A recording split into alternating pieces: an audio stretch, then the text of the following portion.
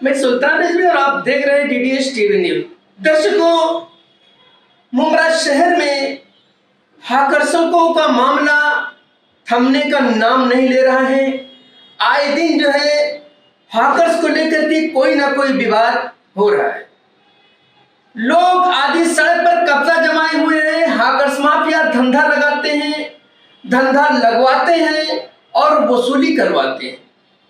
हफ्ते ले रहे हैं खुलेआम, लेकिन इनके खिलाफ कोई कार्रवाई नहीं हो रही है। बार बार खबरें प्रकाशित होती हैं, लेकिन इस पर कोई असर होता नहीं दिख रहा है।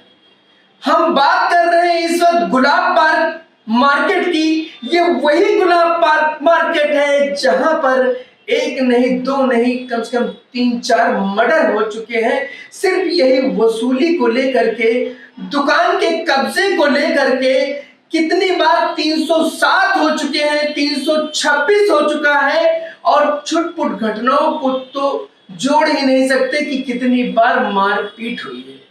और कई लोग तो जेल जा चुके हैं हफ्ता वसूली करने के आरोप में, लेकिन अभी भी यहाँ पर हफ्ता वसूली जारी है। दुकान को लेकर के, दुकान लगवाने के नाम पर खुलेआम हफ्ता वसूली की जा रही है। और हाकर्स यूनियन, जो यूनियन बनाया गया है, उसकी भी मनमानी चल रही है। इस वक्त हमारे साथ में एक अबला नारी बैठी है, बहुत ही गरीब तबके से है ये महिला, जिसका नाम है शबाना शेख। इसने अपनी पूरी बात बताई है।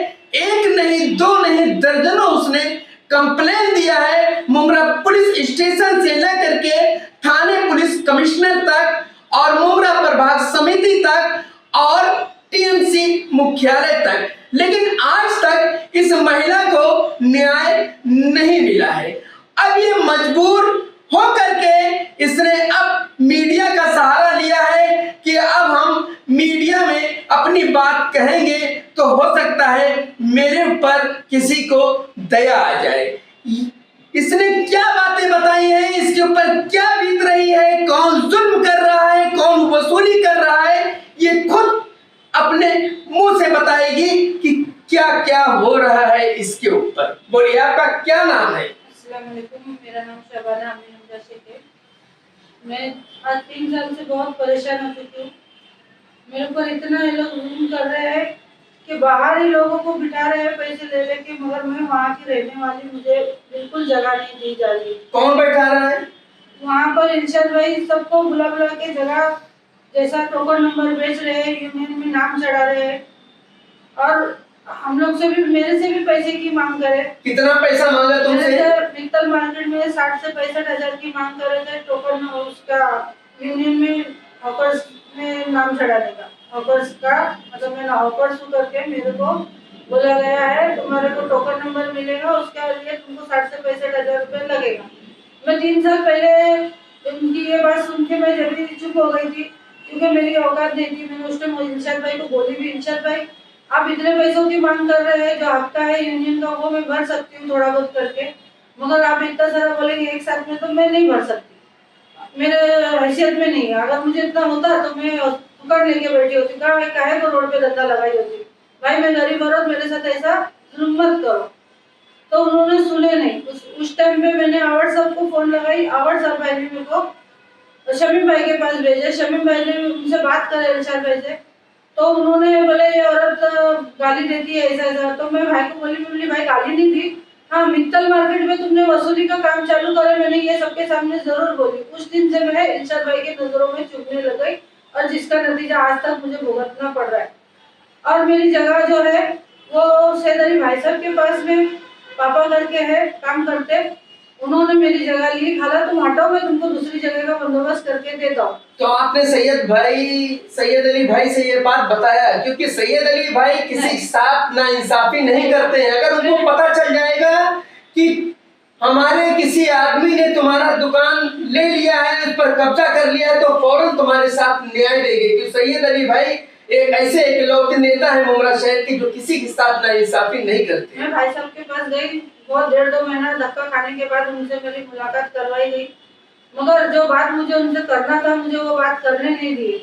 फिर मैं उसके बाद में मैंने लेटर बना के लेके गई कि मैं बोली सैयद अली भाई साहब से जब मेरी मुलाकात होगी मैं जल्दी से उनके हाथ में दे दूंगी। वो लेटर आज भी मेरे पास में है, मुझे देने नहीं दिया गया। और ये इल्ज़ाम इरशाद भाई के ऊपर डाल दे, इरशाद भाई उनके ऊपर डाल दे, ऐसे ही करके मुझे यहाँ से वहाँ धक्का मार दे। उस मार्केट में एक एक जन के पास 8-8 9-9 बाकड़े हैं जो सिर्फ वो उन लोग का ही पेट देख रहे। और ये इरशाद भाई को अच्छी तरह मालूम है कि ये मेरे जो यूनियन में जो मेंबर मैंने बनाया वो सब इस तरीके के लोग हैं और उस तरीके के लोगों का ही साथ दे रहे हैं जो मेरे जैसी गरीब को कोई साथ नहीं दे रहा है। तो मेरा भाई साहब से बोलना मतलब ये है कि भाई साहब मैं आपके पास आई थी, आपने बोले इरशाद भाई को दे दो करके, मगर उनके साथ में जो पापा भाई थे उनने मुझे उनके बारे में कुछ बताने और बोलने नहीं दिए। तो भाई मैंने आपके देने के लिए लेटर लाई थी, वो भी मुझे देने नहीं दिया गया। वो लेटर आज तक मेरे पास में है। तो आपने पुलिस में कोई कंप्लेंट किया? मैंने पुलिस में कंप्लेंट करी, मैंने डीसीपी ऑफिस में कंप्लेंट करी, कमिश्नर ऑफिस में कंप्लेंट करी, मुंब्रा म्यूनसिपैलिटी ऑफिस में कंप्लेंट करी, थाना म्यूनसिपैलिटी ऑफिस में कंप्लेंट करी, जिसपे अभी तक कोई कार्रवाई नहीं हो पाई। पुलिस वालों ने मेरे कंप्लेंट लेने के बाद ये लोगों को वहाँ बुलाए, बुलाने के बाद में उन लोगों को बताया कि ये लेडीज तुम्हारे ऊपर इतना पैसे का आरोप लगा रही है, बोल रही है। जो मेरा और उनका जो सामना किया गया, मैं बोली मैं आरोप लगा रही नहीं, मैं हकीकत बोल रही हूँ और मैं अभी भी बोल रही हूँ आपके सामने भी सर। तो उन्होंने क्या बोले, तुम चुप बैठो, कोई बात मत करो। मुझे वहाँ के सीनियर साहब ने भी इस तरीके से बोले और लोंडे साहब है वो उन्होंने भी इस तरीके से बोले। तो मैं उनसे ज्यादा बात नहीं करी, मैं सोची शायद मेरे साथ इंसाफ होएगा। तो मुझे तो 5 मिनट में बाहर निकाल दिए, उनको कम से कम 1.5-2 घंटा अंदर बिठा के क्या कार्रवाई करे, क्या बातचीत की मुझे पता नहीं। फिर मुझे बुलाए अंदर और एक चिट्ठी हाथ में दे दिए, बोले ये ले जाके तुम थाना ऑफिस में दो। अब थाना ऑफिस में दो बोले, तो मैं सुबह से 10 बजे से घर से निकली, 4 बजे तक वहां पर। मुझे कहाँ जाना है मुझे पता नहीं, मैं पढ़ी लिखी नहीं हूँ, मैं ढूंढ के पहुंची,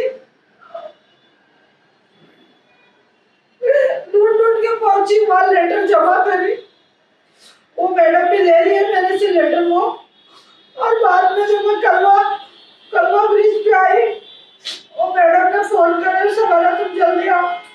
मैं वापस उधर क्यों गई, वापस जाने के बाद वो मैडम ने बोले ये लेटर तुम्हारे पास रखने का था।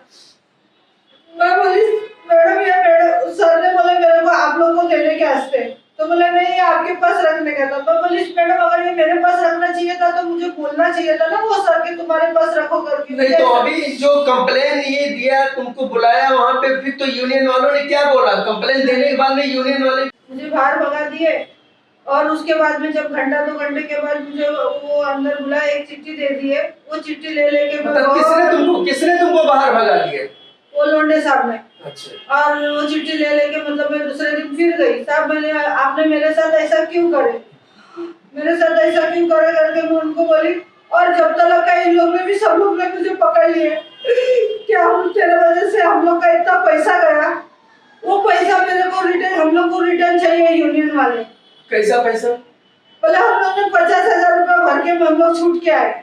जो पहले का 65,000 हम लोग बोले थे यूनियन में नाम चढ़ाने का वो भी, और जो अभी 50,000 जो हम लोग पुलिस चौकी में भर के आए वो भी, वो पैसा हम लोग तेरे से वसूल करेंगे, वो पैसा हम लोग को चाहिए ऐसा करके। तो मैं फिर पुलिस स्टेशन भागी, सीनियर साहब से मिली। सीनियर साहब ये लोग ऐसा बोल रहे, देखो मेरे को बहुत तकलीफ दे रहे लोग। सीनियर साहब बोले मैं लोगों को बुलाता हूँ, देखता हूँ, करता हूँ, मगर उन्होंने नहीं बुलाए। मैं फिर लोंडे साहब से मिली, लोंडे साहब भी ऐसे ही बोले, मैं वो लोग को मैंने पैसे की मांगनी नहीं करा, ठहरो मैं बुलाता हूँ, नहीं बुलाए। तीसरे दिन फिर वो मैं वापस गई, मेरे को बोले दोपहर में आओ तुम। मैं दोपहर में फिर तीसरे दिन गई, तो वो लोग दूसरे केस में कुछ आए थे, तो बोली सर ये लोग आए, और उसी टाइम चौकी में खड़े रह के उन लोग मुझसे पैसे की मांगनी कर रहे थे, तुम्हारे वजह से हम लोग का पैसा इतना गया है, देना पड़ेगा, नहीं तो तुमको भुगतना पड़ेगा। कितना पैसा मांग रहे थे? 50,000 जो हम लोग चौकी में भर के वो पैसा हम लोग को चाहिए। और जो पहले का 65,000 ये तो लोंडे साहब के सामने भी इरशाद भाई बोले उस टाइम तुम नहीं दिए ना, अभी मैं मांग रहा हूँ, दो जल्दी दो, अभी दो जल्दी दो, बोले दे सकते हैं, है औकात तुम्हारी देने की, बोले ऐसा करके वो लोंडे साहब के सामने भी ऐसा चिल्ला के मुझे बोले। तो मैंने उस टाइम भी बोली इरशाद भाई ऐसा मेरे साथ मत करो। मैं बहन के जैसी हूँ। आज जो मेरे ऊपर बीत रही है, मेरे पूरे घर की जिम्मेदारी मेरे ऊपर है। अगर मुझे कुछ हो जाता है और अगर मैं मेरे घर का खर्चा नहीं उठा पाई तो मैं बोली मेरा बहुत बुरा हो जाएगा। मेरा ऐसा मत होने दो इरशाद भाई। मैं हाथ जोड़ी, पैर पड़ी वहां पर भी कि मैं बोली तुमको बुरा लगा, मैं अभी भी सॉरी बोलती, मगर इरशाद भाई तुम ऐसा मत करो मेरे साथ में। ऐसा अभी तक तुमको दुकान नहीं मिली? नहीं, अभी तक दुकान नहीं। अभी तो तुम जो है पुलिस स्टेशन गई, सैयद अली भाई साहब को लेटर दिया, उनसे मिली? नहीं, लेटर नहीं दे। अच्छा, मुलाकात किया, उसके बाद में कमिश्नर ऑफिस गई। अब इतना जाने के बाद भी तुमको न्याय नहीं मिला है तो तुम क्या करोगे? आगे तुम्हारा कदम क्या रहेगा? मेरा कदम यही रहेगा, मैं प्रशासन वो इरशाद भाई बोलते हैं सब मेरे मुट्ठी में है। जो मैं पैसा वसूली करता हूँ ये पैसा मैं सब उन लोग को देता हूँ। अच्छा, तो मेरे को ऐसे ही लग रहा है शायद ऐसे ही हो सकता है। और मैं ये बोलना चाहती हूँ, अगर जो भी मेरा ये देख रहे हैं रिपोर्ट, प्लीज मेरी मदद करो, मेरा सपोर्ट करो। मेरे पास पूरा डॉक्यूमेंट है, मैं मार्केट में धंधा लगाती थी। कितने साल धंधा लगाई है? मैं 2007 से धंधा लगाती हूँ, उससे पहले से ही लगाती हूँ। मतलब 10 साल से लगा रहे हो धंधा? हाँ, तो मेरे पास पूरा डॉक्यूमेंट है। जो ये भाई लोग ने अभी इन लोग को बेचे हैं, बांटे हैं, दिए हैं। मैं बोलती भाई उन लोग में मेरे को भी एक मेरा दे दो, मेरी हक की जगह मेरे को दे दो। अभी तुम्हारा आखिरी कदम क्या होगा? इतना करने के बाद में अभी तुमको न्याय नहीं मिला है तो तुम क्या करोगी? घर पे बैठ जाओगी या अगला कदम क्या होगा? नहीं सर, मैं घर पे नहीं बैठ सकती क्योंकि मैं अकेली कमाने वाली, पूरे घर की जिम्मेदारी मेरे ऊपर है। अगर मेरा साथ नहीं देंगे, मैं धरने पे बैठ जाऊंगी मेरे बाल बच्चे लेके। मेरे पास वही एक रास्ता है, भूख हड़ताल करूंगी, वहीं मर जाऊंगी। ऐसे भी लोग मुझे मारना चाहते हैं, मैं मर जाऊंगी। मेरे को चलेगा, मेरे पीछे चर्ची कर दूंगा लगा देने। जब देखो जब धमकी देते, पूरा का पूरा यूनियन उठ के आ जाती मारने के इससे। इसमें मेन कौन आदमी है? मेरे इरशाद भाई है। इरशाद भाई है, यूनियन चलाने के लायक ही नहीं है। मतलब तुम्हारी मांग है उनको हटाया जाए? मेरी मांग है उनको हटाओ, कोई ईमानदार इंसान को बिठाओ।